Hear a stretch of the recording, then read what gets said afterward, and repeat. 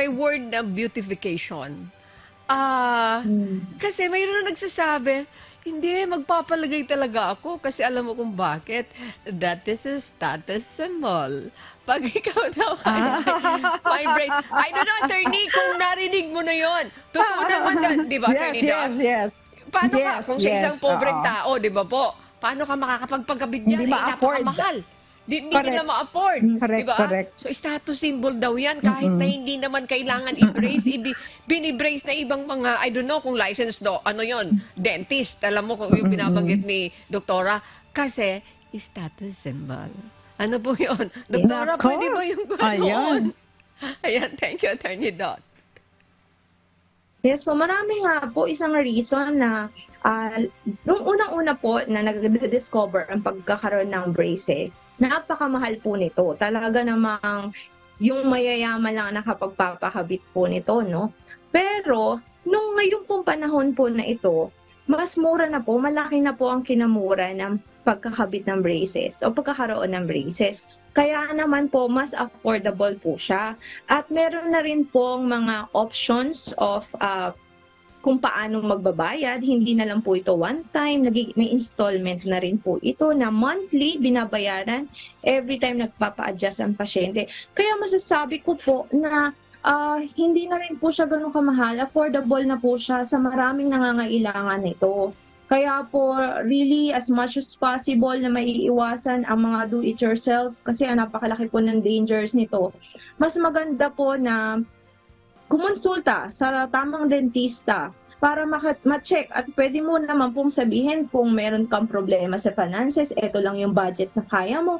Tingnan po kung kakaya o mapapapasok po dun sa usapan na monthly na babayaran po ng pasyente. Nasa pag-uusap po yun ng dentista at ng pasyente. Attorney Dot, with your permission again, sabi niyo po, dapat ang tamang dentista. Doon sa mga kababayan natin na wala naman talagang alam, ano po, may nag-alok sa kanila, ito, doon ako nagpagawa sa ganito. Pero sabi mo nga, dapat yung dentista ay mayroon experience, ano po, lisensyado, may master's, may masteral degree po ba yan? May specialization? May Doktora, specialization po. opo, paano po yan? Kalimbawa, dentista lang siya. Tapos ngayon, halimbawa, paano yan? Kung halimbawa, nag-aaral pa lang siya. Pagkatapos, nangangahas na siyang gumawa ng ganito at pinagkakapirahan niya na ito. Pwede ba yung ganon, Doktora? Wala bang nalalabag? Kasi pinag-uusapan natin na pwede din doon sa do-it-yourself. Lalapitan yung mga makakamura ka, Attorney Dot. Sige, nakakarinig tayo ng ganyan. Napakarami. So, sige po, Doktora, sino yung lalapitan para at least masabi namin na tamang dentista ang gagawa nito? Actually po, meron po akong ganyang naging experience, no? Pinapasyente ko una-una, wala pang braces. Tapos after 2 years, bumalik sa akin, nakita ko may braces na, napag-alaman ko na sa kakilala na nag-aaral ng dentistry nagpakabit. So, nung naobserbahan ko po, nakita ko na instead na umayos ang ngipin, akala ng pasyente, porket nagpantay-pantay ang ngipin, okay na. Pero, ang hindi po naiintindihan ng maraming pasyente, hindi enough ang pagkakaroon ng pantay-pantay ng ngipin. Dahil ang una po kinokorek ng ortho or ng braces ay yung tamang bite. So, ang naging problem nga po doon sa aking pasyente, mas lumala po yung bite niya. Kumbaga yung 4 ng ngipin niya sa harap, bumagsak.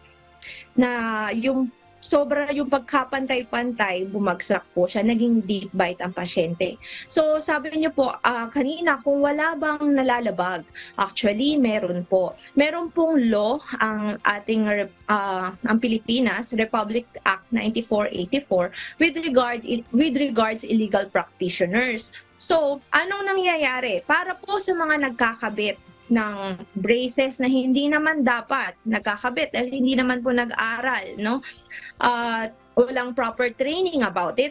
Kahit po yung mga nagbebenta ng mga pang DIY braces, sila po ay mananagot sa ating government.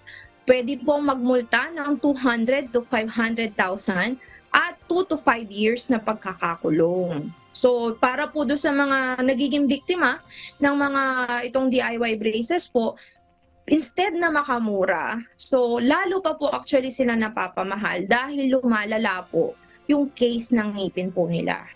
So Okay, hindi that's parang very clear. sa una akala mo nakapagpaganda, gumanda, parang naging cute ka kapag nag-smile ka, pero ang totoo po, napakadaming dangers behind it.